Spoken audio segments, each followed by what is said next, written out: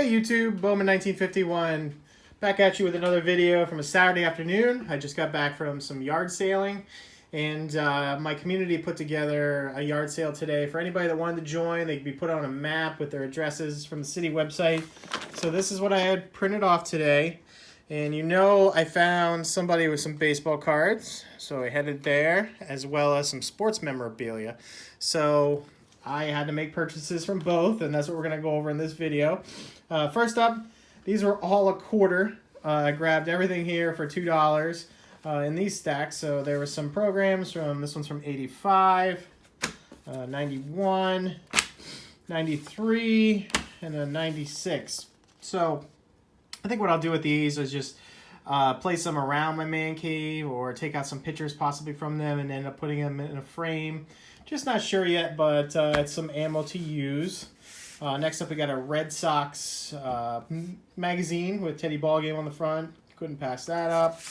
Then we got some official yearbooks. This one's from 2004, the World Series year. You can see how thick these are, which is really nice. So if I decide to get some pictures out of here or just leave it as is.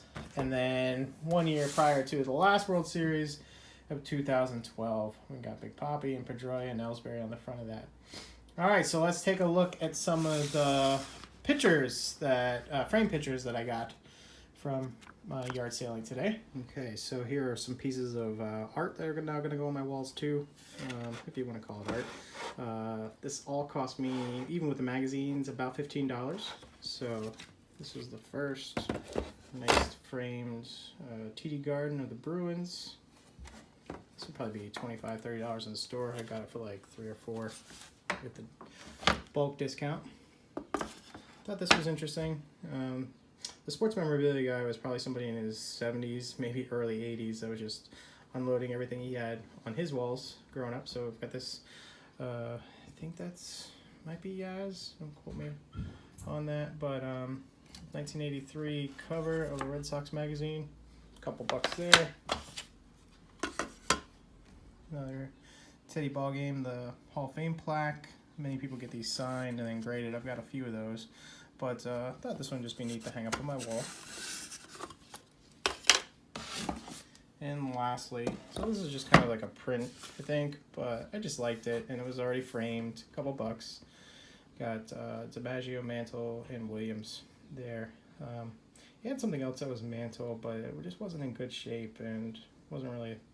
I wanted something that was presentable, at least, to put up on the walls. But yeah, that's pretty nice finds from just stopping in. I think I only stopped at like 4 yard sales in total. And the only ones that did have the memorabilia and the cards were those that mentioned it in the list. All right, so let's take a look at some of the baseball card finds. Now, normally I would not buy junk era cards, but when I started going through these and I saw that the Yankees were listed, I was able to pull out some nice stuff. This one's the Red Sox too. The Red Sox weren't that great. I haven't found a Nomar rookie yet, but I think mainly the stretches from like 88 to 94, and I've definitely got some good pulls from these. I ended up buying 2 boxes. This was the more lucrative one for $20, and we're going to go over some of those finds from this. So there were plenty of others, but what I've found so far, I've already got some sleeved up ready to go off to PSA. I'm going to give them one more look over it, but there were a bunch of Derek Jeter rookies in there, and I also found this Mariano. Unfortunately, I didn't see his Bowman, but the Jeters were in good shape. He had this one sleeved already in that one. I haven't switched it out yet. Actually, this one I think was in a little better shape. No SP foils, unfortunately.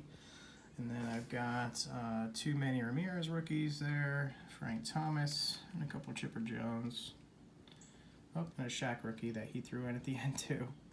So, like I said, there were plenty other cards. These are the main highlights and ones that I thought were made the $20 well spent. Flipped some of these into PSA 9s, maybe a 10 in there. You know, I've easily made my money back, so really happy with what I found, and it's always fun to go bargain hopping like that. I ended up only grabbing maybe 25% of his cards. He had a couple other boxes, but they were teams that I didn't want, or just knew that there probably wasn't going to be anything good in there.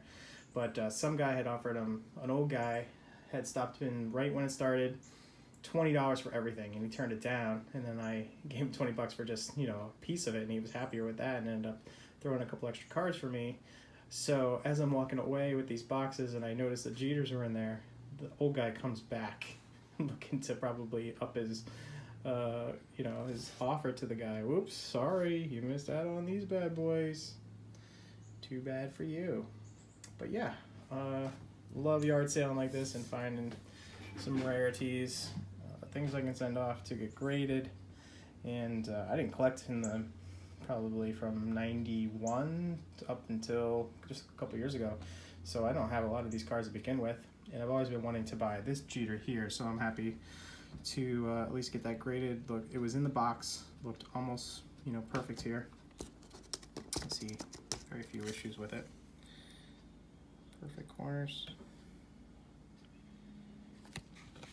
The centering on the back is pretty good. Looks nice. So yeah, go out and find those bargains, everybody. Always to be found. All right, enjoy your weekend. Always keep collecting. Keep finding those gems. Have a good one, everybody.